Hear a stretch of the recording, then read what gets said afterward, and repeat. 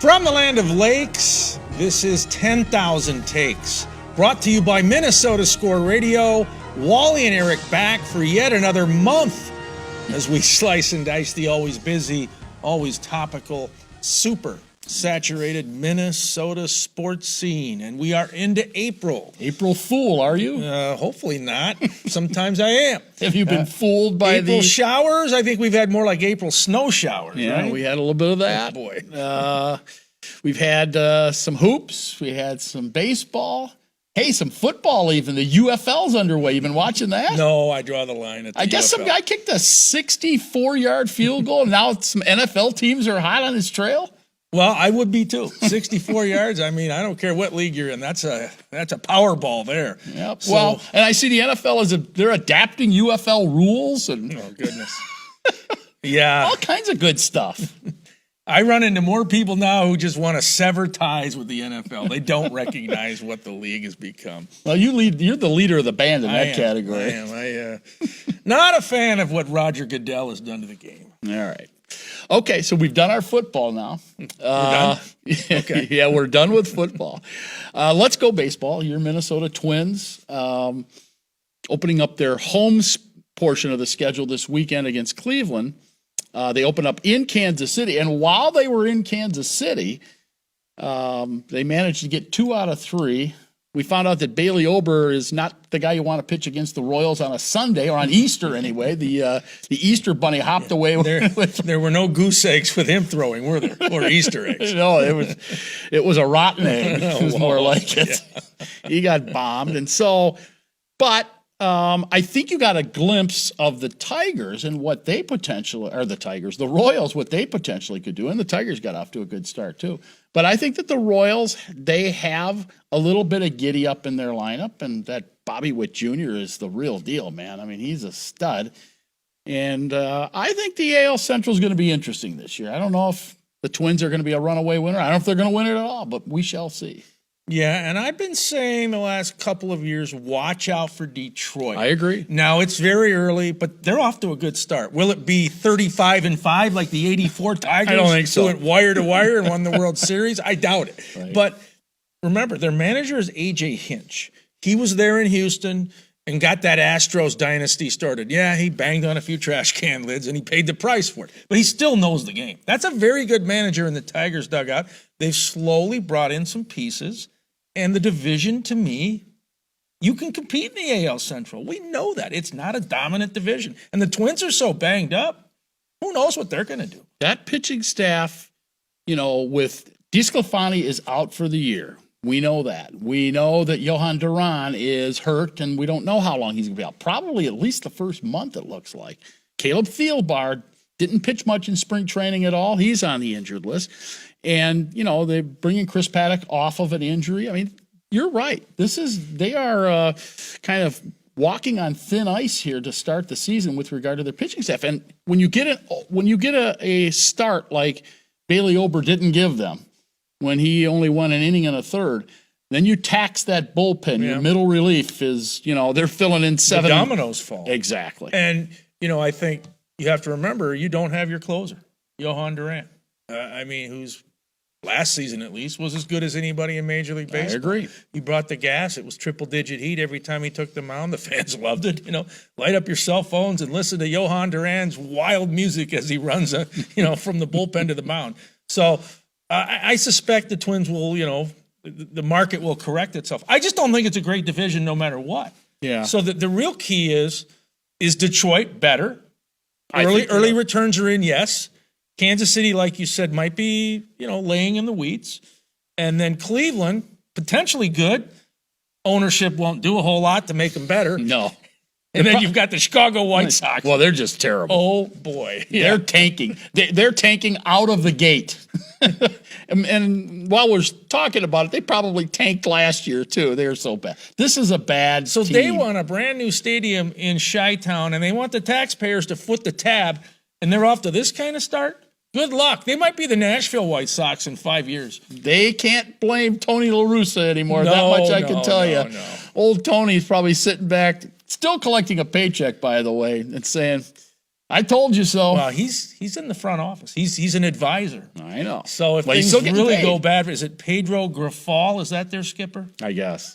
If, He's going to take the fall. yeah, if Pedro doesn't get this thing turned around, look for Tony the third time coming back to the one side. No, that is not going to happen. They're not bring Tony back at the age of 80. Give me a break. Well, that's right. Ageism is alive and well. What am I thinking? Well, I don't know, man. I don't. I mean, I like Tony, but man, he should just sit up in the press box. No, it would be the best thing for him physically and emotionally. You've done your thing, Tony. You're Exactly. already in the Hall of Fame. Exactly. Go play Stratomatic baseball or something. Don't be managing he's a from the lawyer, dugout. too. Is he? Yeah. Well, I didn't know that. Yeah. He, Probably had a lawyer up after all his contracts. and a few DWIs too. Oh yeah, there's He had that. to really lawyer up. Yeah, him and the Vikings coaching staff. That's right. They're in the So same Wes boat. Phillips is persona non grata for 3 weeks, huh? Yeah, The offensive coordinator. I guess. You know what? You turn the page and you look and you see the Vikings are still having issues. Anyway, I told you we weren't going to talk any more football. Yeah, well, I'm sure something's brewing over there in Egan. Something's percolating. Well, coming up next, we're going to talk about a school that won 2 national championships last week. And believe it or not, that school is located in Minnesota. We are 10K Takes, your Twins ticket. When you see somebody who's a great skater, you can see in their individual rhythm. My name is Christian Grunna. I'm owner, head coach, operator, main instructor for Grunna Power Skating. We had a history of not just speed skating, but auto racing in our family, so we're always interested in being fast. I want every player that comes my way to develop their skills, but also grow confidence in themselves as a human being.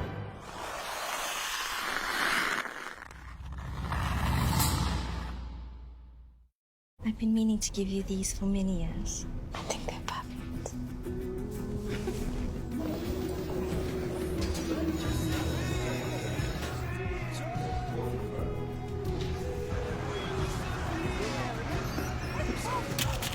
Maya? Oh, I love your earring. Why didn't you try these? It isn't just about vision, it's about care.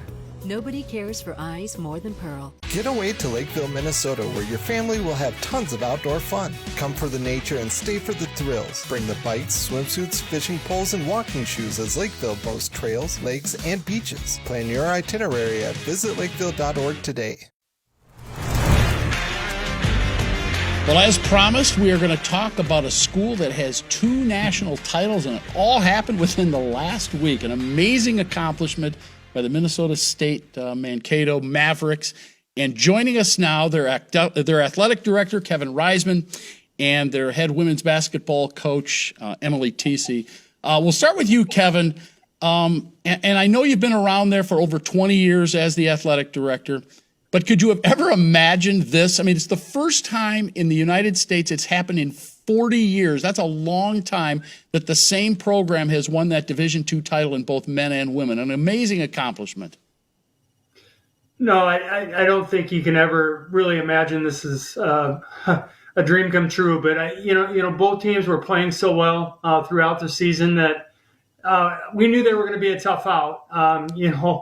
To get to the title game and to be successful and win both championships, everything has to fall into place. And it's more than we could have imagined. But it was as it became closer and closer to the finish. It really looked like a possibility. It was so exciting to cap things off last Friday and Saturday. And Emilee, tell us what this has been like for you. And certainly the last week and a half for college women's hoops has been unbelievable, from Angel Reese to Caitlin Clark to Paige Beckers. And then the Mavericks get the title at the D2 level. What's that been like? Just incredible. Again, we're having a hard time putting it to words too. Just it's just been a whirlwind and a great experience for our basketball team. But to just see women's basketball on such a high stage right now has just been so rewarding. And our players have just been talking about just the impact that they're feeling in our community with young kids that, are now basketball fans or converting over to basketball. And just that impact has just been incredible. Emilee, anything you want to single out as far as, the journey to getting to the championship and taking the confetti shower? Is there one or two things that you say, wow, this is maybe better than I imagined? Yeah, I think there certainly were some, great defining moments along the journey. There was an incredible full circle moment. We started the season 2-4. We had a rough start. Our All-American point guard was injured. We were trying to manage, two returning starters that both had been out early in the season, and there was just some struggles early on trying to just, put the pieces together and figure out kind of the identity of this team. We just, really rallied after that start. But of those 4 losses that we experienced early in the season, just miraculously, we had a chance to avenge each of those games. One of them was a conference game, so we had a chance to catch them later on in the conference season. But two of the teams we were able to meet in the regional tournament, the NCAA regional tournament, and we were able to come back with a win against those 2 teams. And then actually Texas Women's, who we saw in the national championship game, was the team that gave us our first loss of the season in the second game of the year. So it just was such a full circle moment to be able to, I don't know, redeem ourselves. And maybe some people kind of talked about our revenge tour. But really, I think just more than anything for this basketball team, it was just a good chance for us to prove to ourselves how far we had come this year after starting, maybe underachieving to where we thought we should be. And then to have had a chance to come back and see our improvement over the year and to, have a chance to face those same teams and get the wins during the NCAA tournament was just incredible. Kevin, did the stars just align this year, or did you see perhaps the strength of these 2 squads as the season progressed? Because to both be in the national tournament to start off with is a big deal. Yet to make a run even makes it more incredible. But how did you see things as this year progressed? And was this again one of those things that happens once every 40 years, apparently? Well, Emilee had a lot of star power returning, and I really like her style of play. If you haven't seen it, it's I got on the bus and talked about 40 Minutes of Hell and talked about Nolan Richardson's teams at Arkansas. Oh yeah, that made that famous wall-to-wall ball pressing from one end of the court to the other and creating chaos. And I knew that her team was going to be a tough out, and they had a lot returning. But she talked about the struggles early on with some injuries, but you could see them gaining momentum when Joey Batt returned to the lineup.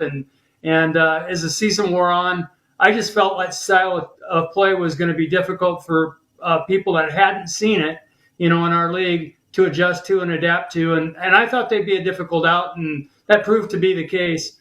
The men had a number of transfers in, and so we had some unknowns about how that would all fall together and how they would gel. But again, just like the women, you could see them gaining momentum as the season wore on, winning some big games, playing in front of some full house crowds in the Taylor Center, and facing a variety of adversities. Coming back from some difficult losses, winning some close games, overcoming adversity when they weren't playing well, and you just could feel that maybe these teams were teams of destiny, and they just happened to start clicking things off. Regular season champion. Check, both men and women. Tournament champion, both men and women. Regional title, obviously, that gets you into the Elite Eight. We had the triple-double going. Then we started talking about the quadruple-double. Could we do what nobody had done for 40 years? And talked a little bit about it before we left campus and set sail in the Elite Eight and game by game. And I think that was really the key to the focus of not looking ahead to the championship, but taking this game by game is what kept both of these teams on track. Kevin, and maybe Emilee can follow up here. Anybody approaching maybe Minnesota State going D1? I know the hockey program's D1. You've had a lot of success. Football's been very good. Obviously, your basketball programs are strong. We've seen St. Thomas do it, the D3 to D1 jump. Is that even on the radar? I don't think it's talked about a lot. I mean, it certainly is something where you can't pick it off a la carte. I mean, hockey is different because of Division II not offering a championship at that level, and so we play at the Division I championship level in that sport. But a lot of people, talk about national championship basketball teams and say, why don't you go Division I in basketball? Well, that's not an option. You need to move the entire program up. And I really think, when you're standing at the top of the mountaintop in Division II with a pair of national titles, and you look at all the positive public notoriety that's come of it, and being the ESPN Sports Center Play of the Day, and the coverage on CBS Sports Network and CBS Sports for our men's and women's teams, I don't know that we could catch that much traction at Division I. So we really enjoy the position that we've carved out at the Division II level. Go ahead, Emilee. Yeah, he's the boss. He knows all the ins and outs of how that all works. I think, I don't really have anything to add to that. All right. Well, let me ask you this. You guys win the title on Friday. Where did you watch, and did you watch as a team, the men's championship game, and obviously the game-winning shot at the end of the game? Yeah, certainly after we won the national championship on Friday night, we were able to celebrate with our fans, kind of do our thing.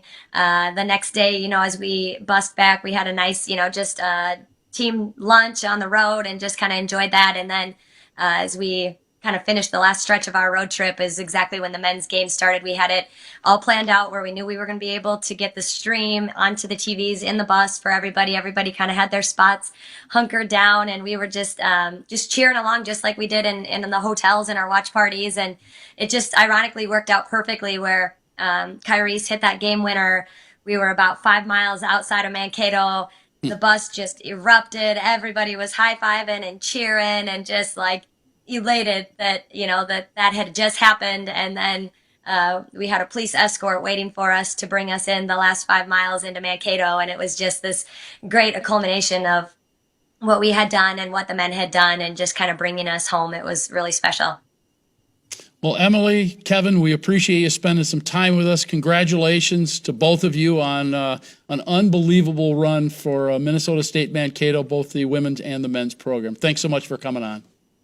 Thank you so much for having us. Congrats. All right, we will continue more here on 10,000 Takes right after this timeout. Stay with us.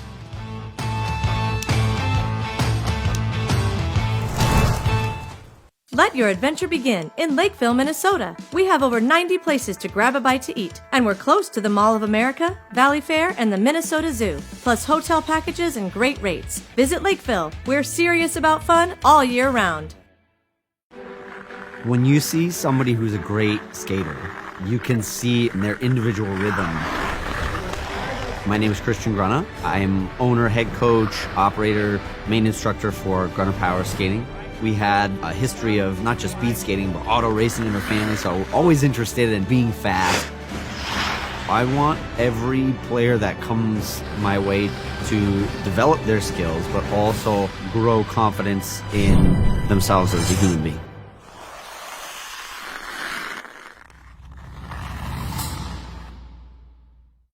I've been meaning to give you these for many years. I think they're perfect.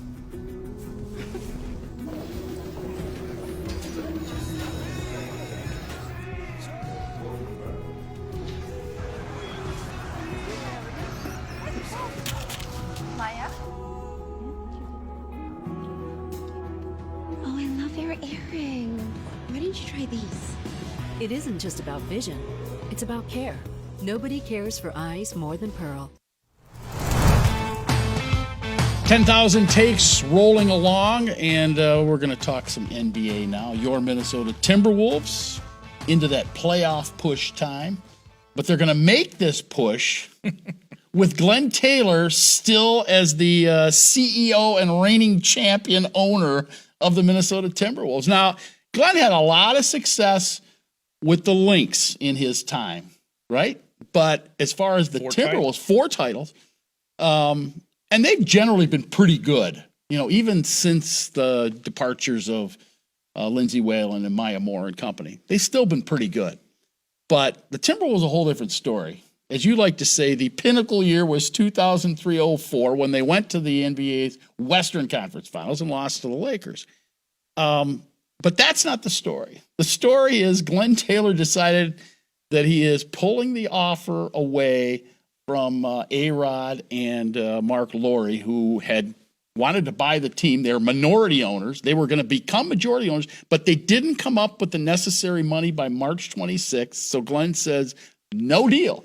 And how much of that do you think is because Glenn kind of wants to be the guy if they win a title? I think there's a few things in play here. Glenn is using the business is business card. They didn't hit the deadline, right? Don't have the funds, so I'm pulling back the reins. It's still my team. I'm majority owner. But Glenn has been banged on for decades for being one of the worst NBA owners when it comes to winning games. Remember, the NBA sent him and Kevin McHale away many years ago for cheating to get the very average Joe Smith. Oh, boy. So that's the backdrop here. Now he has a chance to possibly be the owner of a championship team. His fingerprints would be all over it. And in Minnesota, we know the next major male sports team to win a title, they have carte blanche. They are the new heroes forever. It won't be Tom Kelly and all the Twins guys from 87 and 91. So he knows that. That's about legacy. The other thing is, it's Eclipse Week, right? Where it's coming up. The off-the-court drama is going to eclipse the on-the-court success or whatever happens from here on out. And this is a soap opera. I loved watching that old soap opera, Dallas. Remember that? It was a CBS smash hit. Yeah, Larry Hagman. Well, so who's JR here? Is it A-Rod or Mark Lowry or is it Glenn Taylor? To be determined, yeah. I think we don't know who JR is, and who's Bobby Ewing, who's the good guy, who's Cliff Barnes. So we got a soap opera right here. Forget about Dallas, it's Minneapolis. Who shot JR? Exactly. Who doesn't come to that? Well, so speaking of firing off a salvo, A-Rod and Mark Lowry say that they're going to take this thing to court and they're going to battle it in court. Now, if they didn't have the money and a given deadline and it's in, it's down on pen and paper. It's in black and white, and they signed it. I don't know what leg they have to stand on, if they have one at all. I mean, I think here's what I think how this went down.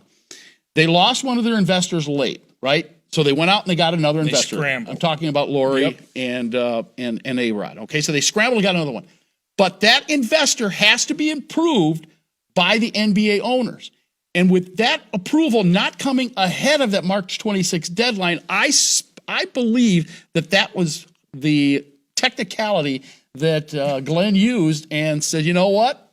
I don't want to sell the team now. That's what he's using to preserve a legacy. Just my belief. No, you probably are right. And if you go back to when Denny Green was the Minnesota Vikings head coach and you had the 10-headed monster. Remember, the Vikings didn't have one owner. Right. They had 10. Roger Hedrick was the front guy. And it was chaos. Oh, it was a mess. It was terrible. And then Red McCombs came in, and now you got the Will family. But I think that got acrimonious. It really got petty at times. Now you have Glenn saying, because you're minority owners to Lowry and A-Rod, you can't go talk to Anthony Edwards. You can't call up Tim Conley and tell him to swing a deal. Right. It's your hands off here. And you know this better than anybody because you whined about it. The old media room at Target Center, A-Rod made it into his own penthouse. It was a king's lair. Exactly. Well, I guess Glenn didn't like that. So this is going to get real petty, and the national media is all over it, not to mention the local Twin Cities press. This is going to be juicy. It's going to be fun. Yeah, well, hey, you asked for it, you got exactly. it. Exactly. we might not have championships, but we had some fun stories. We have drama. About. Yes, we do. All right, no drama coming up. We do have takes coming up. Takes of the day coming up next. This is 10,000 Takes, your Timberwolves ticket. I've been meaning to give you these for many years. I think they're perfect.